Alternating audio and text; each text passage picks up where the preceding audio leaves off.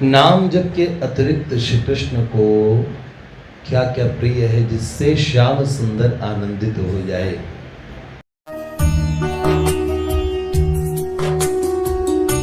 एक बहन है खुशी, उसने प्रश्न पूछा था कि सत्संग में सुना है महापुरुष कई लाख नाम जप करते हैं, तो इतना नाम जप वो कैसे करते हैं, इसका उत्तर भी आपने एक सत्संग में दिया था जी, वो मैंने उन्हें सत्संग दिया।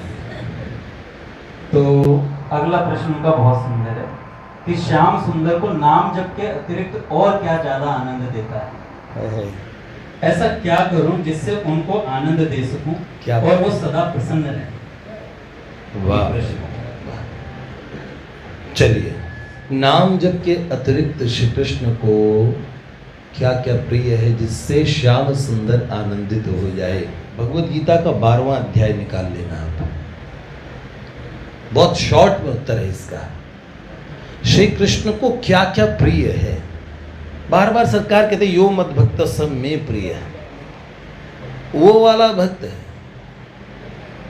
ऐसे अनपेक्षा शुचिर दक्ष उदासीनो गतप्तिथ, ऐसे ना कितने सारी चीजें बताई हो उसमें, सर्वारंभ परित्यागी और पता नहीं बहुत सारी चीजें। श्याम सुंदर को प्रसन्न करने का जिनके मन में भाव है उनसे प्रसन्न होते हैं।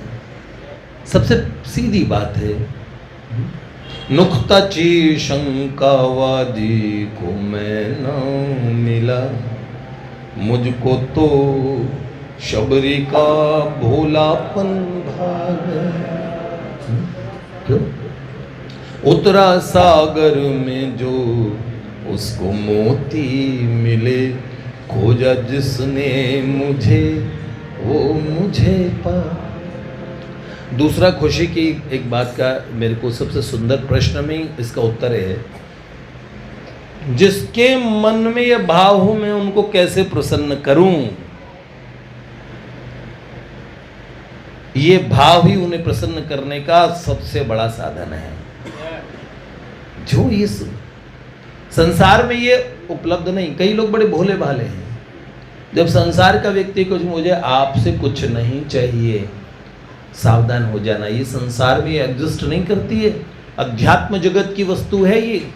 कोई आदमी कहे या तो वो परमहंस अवस्था में पहुंचा है, अब कछु नाथ न चाहिए मोरे दीन दयाल अनुग्रह तोरे। कई लोग भोले हैं, बुद्धू बन जाते हैं। किसी बाहरी व्यक्ति ने भी कह दिया तो हम मान लिया हमने कि सदा सोचती रहती हूँ मैं, क्या दूं तुमको जीवन धन। इसमें एक अंतिम लाइन है क्या, तन धन जन का बंधन छूटा, छूटा भोग मोक्ष का रोग। लो, मोक्ष भी रोग बता दिया, छूटा भोग मोक्ष का रोग। धन्य हुई मैं प्रियतम पाकर, एक तुम्हारा प्रिय संयोग। धन्य हुई मैं प्रियतम पाकर, एक तुम्हारा प्रिय संयोग। याद रखना, यह अध्यात्म जगत की वस्तु है। सरकार, ये बड़ा ऊंचा भाव है, कुछ नहीं चाहिए, आपकी प्रसन्नता चाहिए, फिर प्रसन्न हो जाएंगे। बाहर की दुनिया में कई भोले भाले लोग ऐसे कहते, बस हमें तो कोई ऐसा प्रेमी मिले जो यूं भर कह दे मुझे कुछ नहीं चाहिए, बस आप प्रसन्न रहो। कह रहे हैं या तो परमहंस अवस्था को प्राप्त है, नहीं तो आप बहुत जल्दी, हाँ, आप ठगे जाने वाले हैं। बहुत ये झूठी बात होगी। आपकी प्रसन्नता जो तद भावे सो बलिकार, आपकी प्रसन्नता मेरा जीवन हो। सरकार आप प्रसन्न हो जाइए, भगवान इतने में प्रसन्न हो जाते हैं। ये भगवान का स्वभाव है।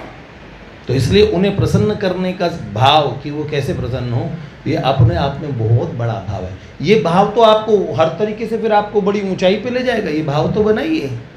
तो इसलिए अगर ये तुम में भाव है बेटे, तुमने जिन्होंने प्रश्न पूछा है, ये बहुत अच्छा भाव है आपका, ठीक है। अंगद जी इसका उत्तर ये है। बाकी 12वां अध्याय जरूर देखना, उसमें भी साधक संजीवनी टीका पढ़ना, जिसमें इधर उधर की और जो जितनी भी बातें हैं उनको एक ही बात को समझाने के लिए प्रयोग किया जाता है। भगवान का जो कहने का ध्येय है वो भगवान जानते हैं या परमहंस महापुरुष जानते हैं। तो वो परमहंस महापुरुष किसी अपेक्षा रहित होते हैं, निरपेक्ष होते हैं। निरपेक्षम मुनिम शांतम निर्वैरम समदर्शनम, तो वो समदर्शनम है, समदर्शी महात्मा है ना। इसलिए वो जितनी बातें, जितने उदाहरण लेंगे, जितने उनके पास में उन्होंने इस संसार में लौकिक या अलौकिक जितने उदाहरण वो लेंगे, सब उदाहरण से जो भगवान कहना चाहते हैं उसकी मार्मिक बात को आपको पकड़वा देंगे। इसलिए भगवान को क्या क्या चीज़ प्रिय है, परमहंस महात्माओं के दृष्टिकोण से पढ़िए उन्हें, और बड़ा बड़ा आपको अच्छा लगेगा, उन्हें जानिए, ठीक है।